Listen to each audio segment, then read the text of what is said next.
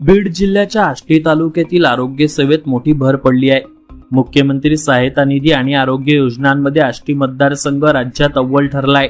याच पार्श्वभूमीवर आष्टी येथील नगर बीड रस्त्यालगत असलेल्या ग्रामीण रुग्णालयात डायलिसिस आणि सोनोग्राफी सेंटरचे उद्घाटन आमदार सुरेश धस यांच्या हस्ते करण्यात आले। या सुविधेमुळे परिसरातील रुग्णांना आता स्थानिक स्तरावरच उपचार मिळणार असून मोठा दिलासा मिळणार आहे। मुख्यमंत्री सहायता निधी आणि आरोग्य योजनांमधून आष्टी मतदारसंघाला सर्वाधिक लाभ मिळाला आहे। रुग्णांना अधिकाधिक सुविधा मिळाव्यात यासाठी आम्ही प्रयत्नशील आहोत। डायलिसिस आणि सोनोग्राफी सारख्या सुविधा ग्रामीण भागात उपलब्ध करून देणे ही मोठी गरज होती। दरम्यान महात्मा फुले जन आरोग्य योजनेत आष्टी ग्रामीण रुग्णालय जिल्ह्यात अव्वल ठरते आहे। वैद्यकीय अधीक्षकांनी जबाबदारी स्वीकारल्यानंतर रुग्णालयात लक्षणीय सुधारणा झाल्या आहेत।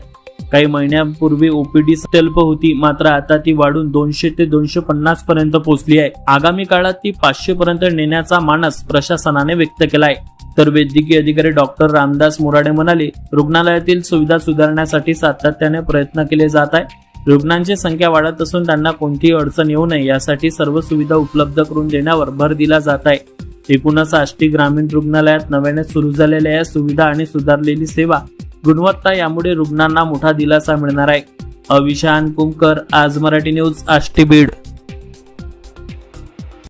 आज जी सुविधा आपण चालू करतोय त्याच्यापूर्वी आपल्याला सांगणं आवश्यक आहे की आयुष्यमान भारत प्रधानमंत्री जन आरोग्य योजना व महात्मा ज्योतिराव फुले जन आरोग्य योजनेअंतर्गत 1 जानेवारी 2025 ते आज तागायत आणि मागील 3 महिन्यामध्ये डॉक्टर मोराळे साहेब इथून आल्यापासून संपूर्ण जिल्ह्यामध्ये महात्मा फुले योजनेमध्ये आपण क्रमांक 1 ला गेलेलो।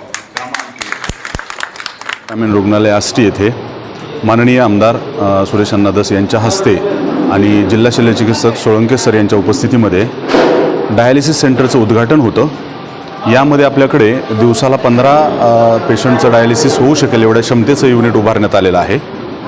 आणि या परिसरामध्ये म्हणजे जामखेड, आष्टी, पाटोदा, कर्जतपर्यंत बीड ते नगर या पट्ट्यामध्ये कुठेही डायलिसिस गव्हर्नमेंटचं सेंटर नव्हतं आणि त्यामुळे आमदार साहेबांच्या पाठपुराव्याला यश आणि आम्ही तयारी घेतली, यामुळे इथं कार्यान्वित होऊ शकलेलं आहे। याच्यामुळे गोरगरीब पेशंटला जे नगर आणि बीडला जावं लागत होतं ते जावं लागणार नाही आणि त्याचा फायदा त्यांना पूर्णपणे मिळणार आहे।